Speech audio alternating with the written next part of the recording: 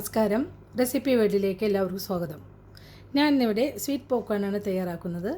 അതിനായിട്ട് ഞാനിവിടെ ഒരു പാത്രം അടുപ്പത്ത് വെച്ചിട്ടുണ്ട്. ഇനി നമുക്കിതിലോട്ട്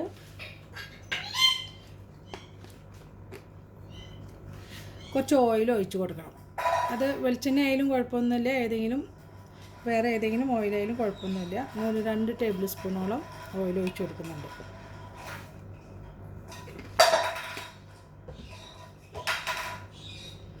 ഇത് ചൂടായതിന് ശേഷം ഇത് ഒരു 1/4 കപ്പ് കോണാണത്, നമുക്കിതിലേക്ക് ഇട്ട് കൊടുക്കാം. അപ്പോൾ നമ്മുടെ പോപ്കോൺ ഇവിടെ എല്ലാതും പൊട്ടി കഴിഞ്ഞിട്ടുണ്ട്. അപ്പോൾ നമുക്ക് നോക്കാം.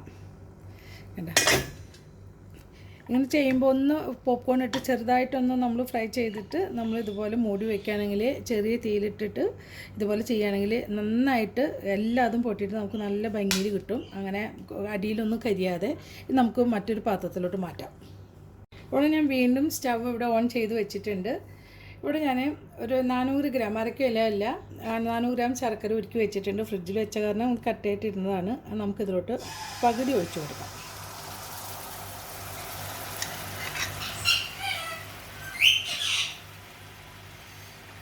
നിങ്ങൾ എത്രയാണ് നിങ്ങളുടെ ഉണ്ടാക്കുന്നതിനനുസരിച്ചിട്ട് വേണം ഇത് ഇട്ട് കൊടുക്കാനായിട്ട്.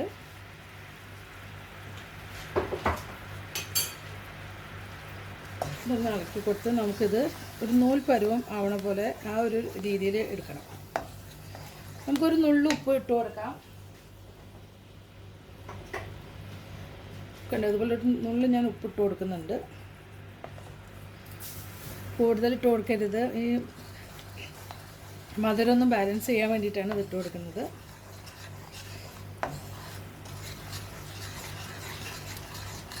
ഇത് കുട്ടികൾക്കൊക്കെ വളരെ ഇഷ്ടപ്പെടുന്നതാണിത്. വളരെ ഈസിയാണ് നമുക്ക് ഉണ്ടാക്കാനായിട്ട്. ഇത് നമുക്ക് പഞ്ചസാര വെച്ചിട്ടും ഇതുപോലെ പാനി ഉണ്ടാക്കിയിട്ട് നമുക്കിത് ഉണ്ടാക്കിയെടുക്കാവുന്നേ ഉള്ളൂ. അപ്പോൾ ഞാൻ കൂടുതലും ശർക്കര ഉപയോഗിച്ചിട്ടാണ് ഇവിടെ മക്കൾക്ക് ഉണ്ടാക്കി കൊടുക്കാറ്.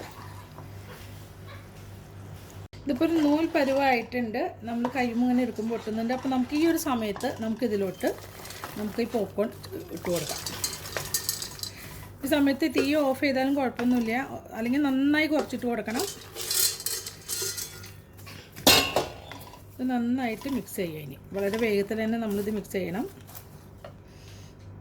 2 കയ്യിൽ ഉപയോഗിച്ച് മിക്സ് ചെയ്യാവും കുറേ കൂടി എളുപ്പം, അല്ലെങ്കിൽ പെട്ടെന്ന് ഇത് പുറത്തൊക്കെ പോവും. നമുക്കൊരു കയ്യിലാണെങ്കിൽ ഇത് ഒരു സൈഡിലോട്ട് നീങ്ങിപ്പോവും. ഇളക്കുമ്പോൾ വളരെയധികം ശ്രദ്ധിക്കണം. എപ്പോഴും ഇത് വലിയൊരു പാത്രത്തിലിട്ട് ചെയ്യാവും എപ്പോഴും നല്ലത്. ഇത് നമ്മുടെ ഈ മധുരം എല്ലായിടത്തേക്കും ഒരേപോലെ ആയിട്ടുണ്ട്, എല്ലായിടത്തേക്കും പിടിച്ചിട്ടുണ്ട് നന്നായിട്ട്. നമുക്ക് ഈ സമയത്ത് തീ ഓഫ് ചെയ്യാം.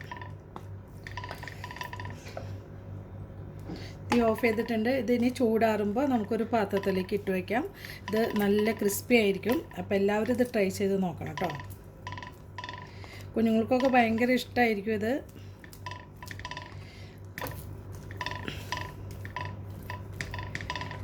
അപ്പോൾ എല്ലാവർക്കും ഇത് ഇഷ്ടമാണെങ്കിൽ, എൻ്റെ റെസിപ്പികളൊക്കെ നിങ്ങൾക്ക് ഇഷ്ടമാവുകയാണെങ്കിൽ സബ്സ്ക്രൈബ് ചെയ്യണം, ഷെയർ ചെയ്യണം, ലൈക്ക് ചെയ്യണം. ഇനി നല്ലൊരു റെസിപ്പി ആയിട്ട് എത്തുന്നവരെ താങ്ക് യു.